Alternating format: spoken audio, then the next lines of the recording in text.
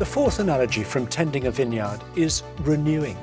At the end of the growing season, when the vine is reduced to a stem and a few bare branches, to an uninformed eye, it looks like there's not a lot going on until the buds appear in the spring. But that's not the case.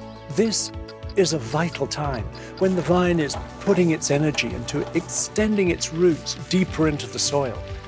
The vine is resting while its roots are fed with compost in order to renew strength and produce a good crop next year.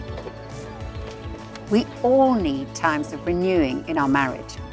People sometimes think that the longer we're married, the more that the love and the sparkle between us will decline.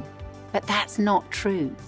As vines mature, they continue to produce fruit and great wine decade after decade if they're well tended and the roots are fed. It's the same in a marriage. Renewing means continually taking care of our relationship, particularly when we reach a new season of marriage. Renewing involves being prepared to talk about our own individual needs and desires, sharing with our partner our hopes for our future together.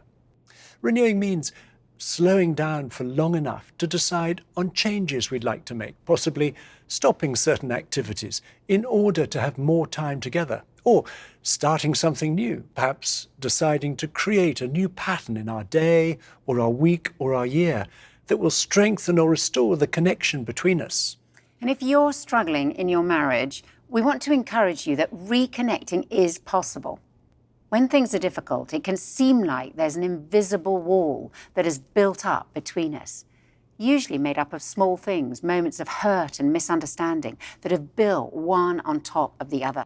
However, we've seen when couples have tended their relationship, things have changed dramatically, and they go on to experience a new connection and intimacy.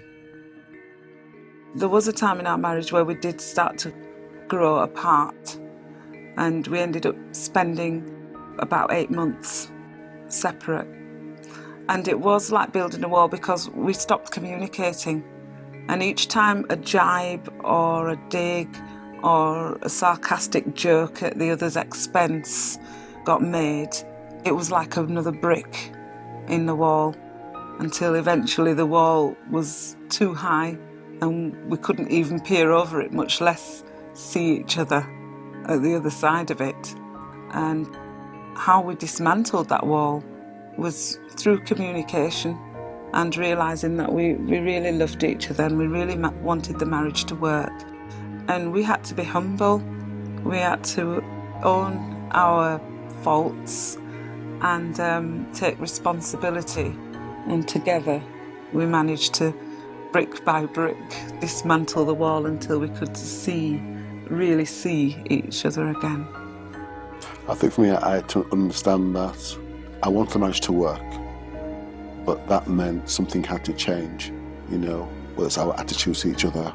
I think we had to establish trust, didn't we, between us to start with, and then start to communicate and court again, and have a laugh again, and build it back up again nice and slowly.